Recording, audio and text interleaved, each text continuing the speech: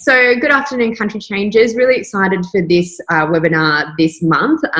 As you know, the feature month is the Snowy Valleys, and we have with us today Claire Markwick, and she wears a number of hats. She is a country changer, but she is the founder of Reignite Performance Coaching. She's the Vice President of Tumut Regional Chamber of Commerce and the co-founder of Local Leading Ladies Networking Group. I hope I got all of that pretty close to right. You did. Spot on. Well done.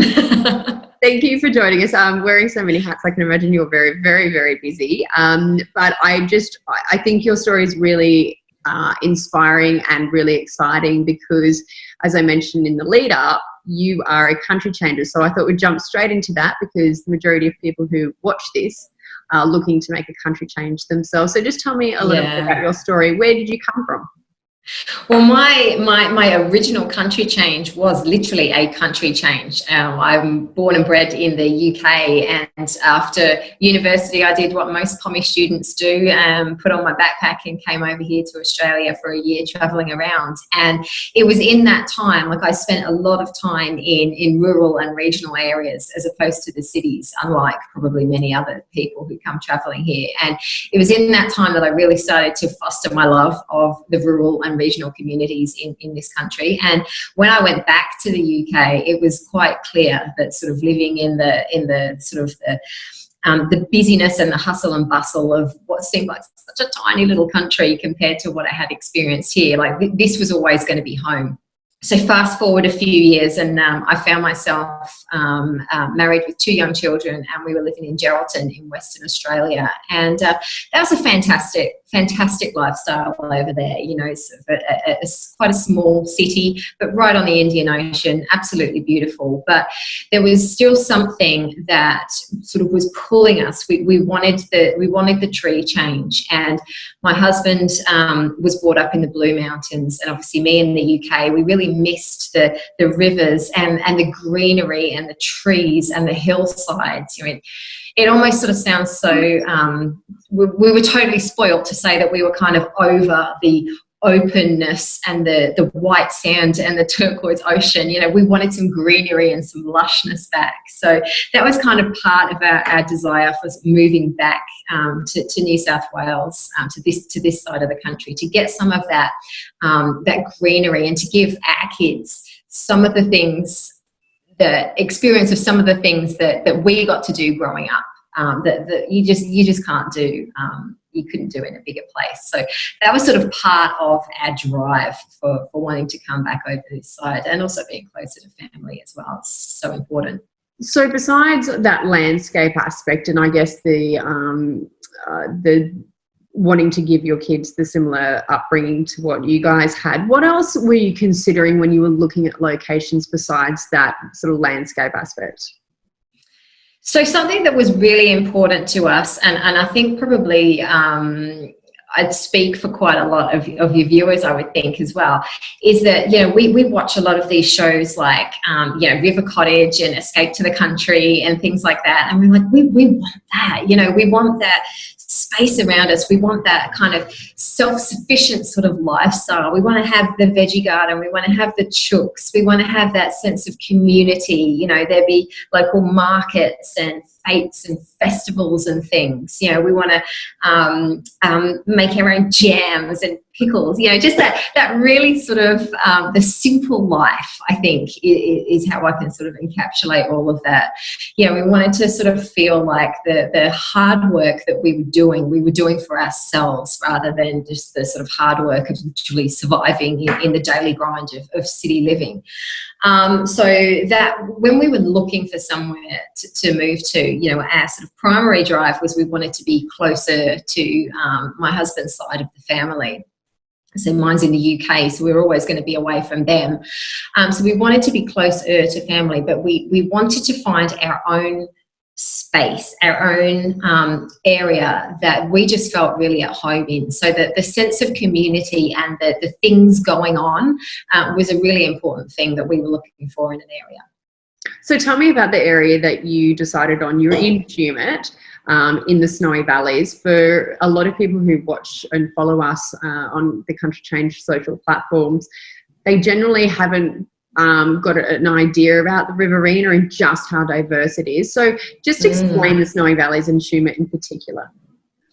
So the Snowy Valleys, we sort of sit at the base of the Snowy Mountains. So within 40 minutes of Tumut is the snowfields start, you know. So for a start, we've got like amazing year-round activities and things to do, you know, because we've got the snow, we've got the national parks, we've got the state forest, we've got flowering down, we've got the rivers for fishing and camping, and it's what I call it's very green, it's very lush, it's very it's nurturing, you know. I just want to kind of wrap my hands around the area. And so for anyone who's interested in anything outdoorsy, as I say, like fishing, cycling, mountain bike riding, horse riding, camping, hiking, yeah, all those sorts of things, there is definitely something for those kind of adventure fueled people in the Snowy Valleys.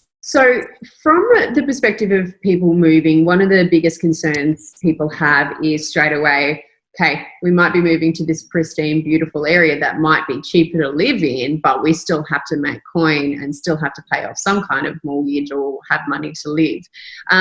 So what is, and you're in a really good position to talk to us about this, what's employment like, and what are the opportunities for people who may be interested in starting their own business? What is it like from that perspective? Yeah, well, I think there were sort of two questions in one there. Just briefly touching on the first one about employment opportunities. You know, that was what drew us to Tumut. You know, we had that sort of high level wish list of everything that we wanted in an ideal area, but exactly that, you know, we needed to earn money. So we essentially, my husband was looking for work, and we thought, well, you know, if he finds work in one of these places that ticks a lot of those boxes, then we'll move there. So there's the timber industry is quite big in this area. So there's a lot of timber mills and a lot of processing plant, you know, big industry for trades and for professional services alike. And so there's lots of, obviously, all the spin-off businesses from that. So in terms of the range of employment available in this area, it really is quite diverse. But then getting back to the second part of what you said about potentially maybe starting a business or buying into a business, you know, there's tremendous opportunity for that as well. And I think wearing the Tumut Regional Chamber of Commerce hat, and also the local leading ladies hat, you know, there's a lot of support in the area for businesses. Now, the Snowy Valleys is quite a broad region that covers a lot of little towns and villages, and we're quite unique in our region in that each little pocket has got its own business support groups, so the Chamber of Commerce or networking groups, and we all work really closely together, which I think is really unique for quite a diverse council area. You know, we're all working toward the same greater good, which is, you know, helping people start up businesses, giving them the support that they need, bringing in speakers, running events, at the moment running a lot of webinars and doing a lot of things virtually. But we're just always really keen to be bringing business owners and leaders what they need to be growing their teams and growing their businesses. So in terms of access to, I guess, other areas, other resources, things like that, do you find that being in the Snowy Valleys or the Riverina, you're cut off from any of those sorts of things? Not at all. It's certainly not anything that I've experienced, and I think actually it's in reverse. You know, there is a lot of emphasis at the moment on rural and regional areas and helping communities really grow and really thrive. And so there's a tremendous amount of funding at the moment from a state level, from the New South Wales government, coming into regional areas, which is allowing us through the Chambers of Commerce, both in Tumut and in Tumbarumba, and through the local leading ladies and through other community groups, to apply for some of this funding and really get some exciting initiatives off the ground. You know, there's a lot there's a lot of money in these regional areas to put things together. So I would say it's actually quite the reverse. You know, we're in a really unique situation because there is so much emphasis on building these regional communities at the moment. And I know from the work that I've done in my own business across the Riverina, there are so many opportunities for particular skill sets. What have you found from wearing your Tumut hat, your chamber hat and the networking group hat?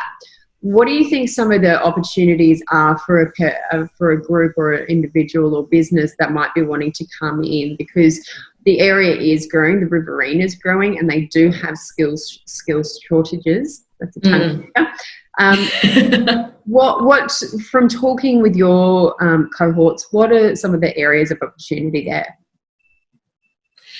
I think there's a huge area of focus right now on tourism, and you know, when restrictions ease, it's bringing people back.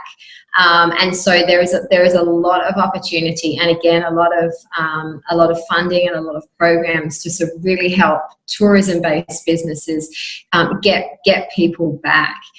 So I think anybody looking to get into that area, there's going to be a tremendous amount of support available. I mean, there's certainly, obviously I can't talk too much about things that are in process at the moment, but there's lots of things that the Chamber have got in motion, and local leading ladies, and I know Tumbarumba Chamber of Commerce are the same, you know, to really push tourism in the area. So any of the ancillary services that come along with those, I think it's really exciting. You know, there's a big push at the moment with cycle tourism in our region, because our sort of landscape is so unique and so amazingly supportive of mountain biking, and there's some great things coming from in that regard as rail trails and mountain bike parks and things like that. So there's going to be a lot of opportunity for businesses along those trails to really to establish and to create a really unique experience. So I think that the tourism sector is one where there's certainly a lot of opportunity.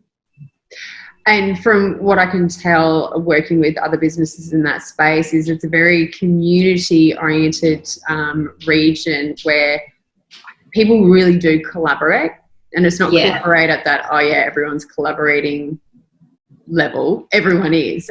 They're interested in helping each other, because one person's success is the region's success, I think.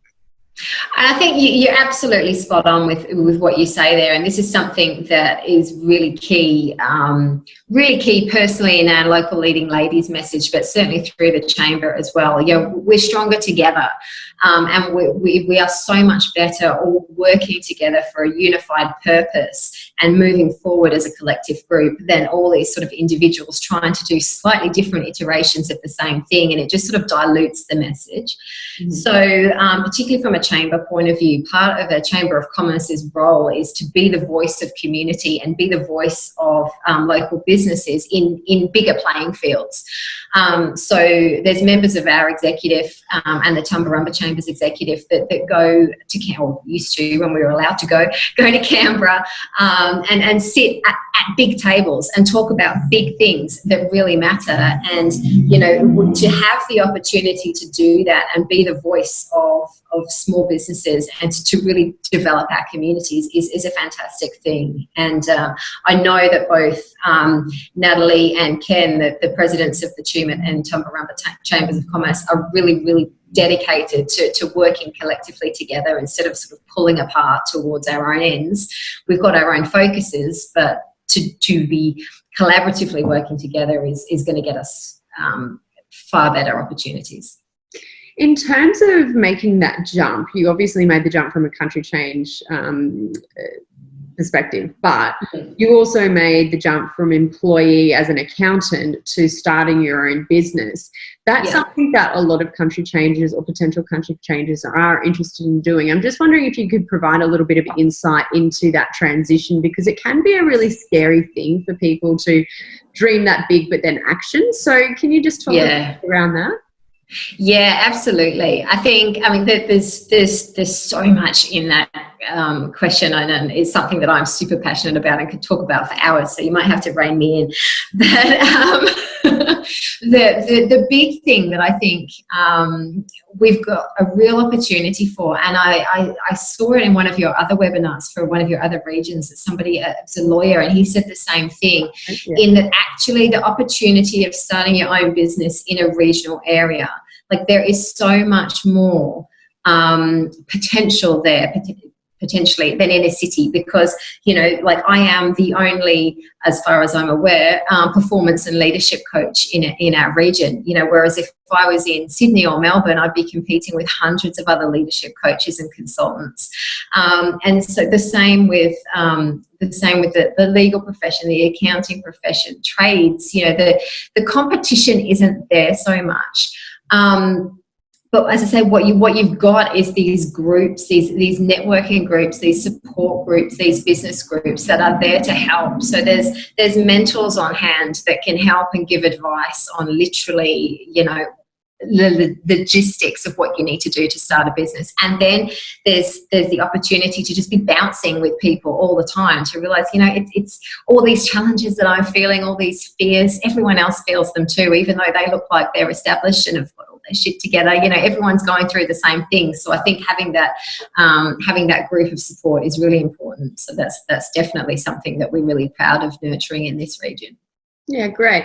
Any, I guess, hints or tips for someone considering a country change based on what you experienced, either from a family dynamic, a business perspective, social dynamics? What are your top tips for people to consider when making a country change?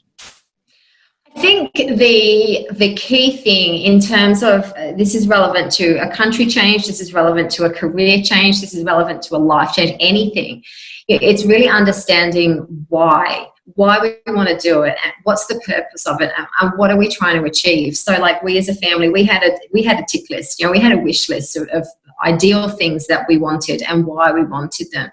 And it just enabled us to kind of look really objectively, because it's very easy, particularly, you know, the whole moving to the country thing, to kind of be swept away a little bit and you find somewhere beautiful, but it might not actually have all of the things that we want. So I think my bigger bit of advice would be really, really clear on what you actually want out of an area, and go and visit.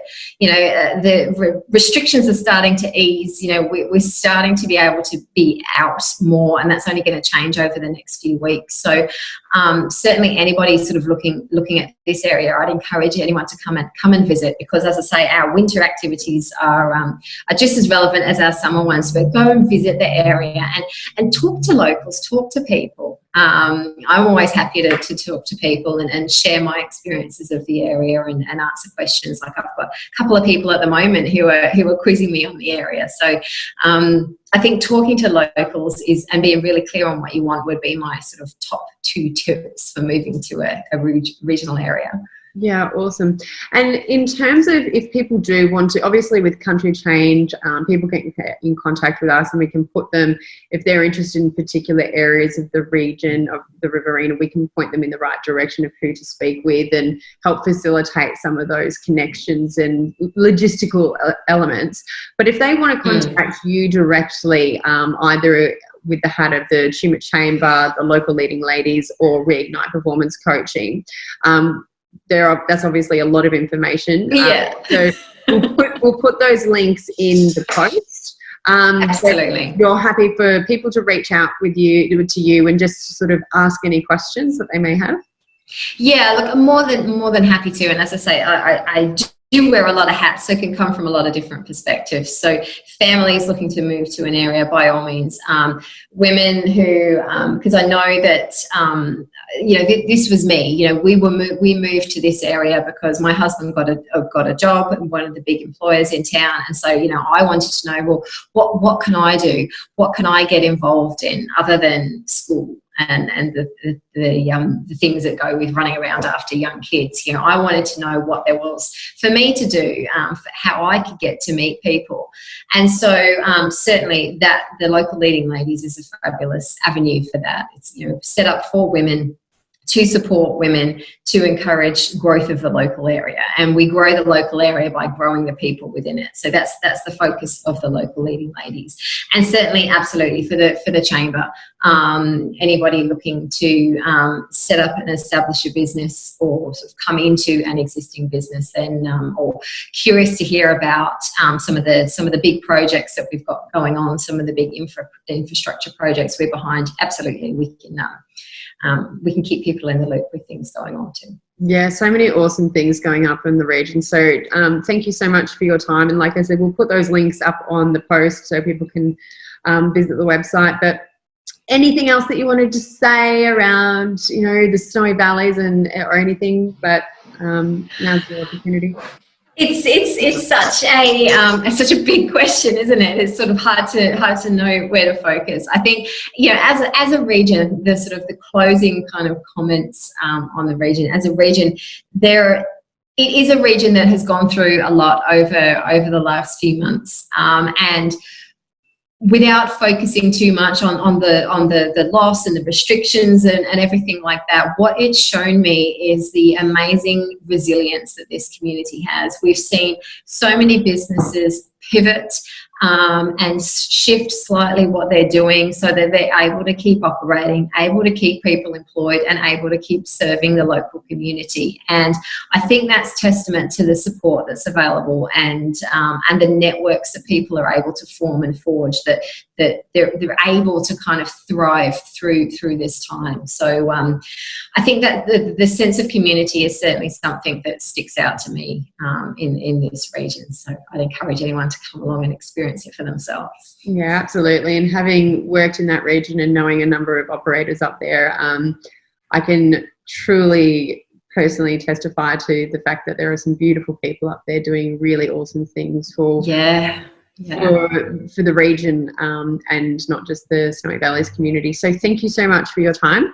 Really appreciate your insights, and it's just great to see other country changers really leading that change and promoting how beautiful our region really is. So thank you. Pleasure. Absolute pleasure. Thanks very much.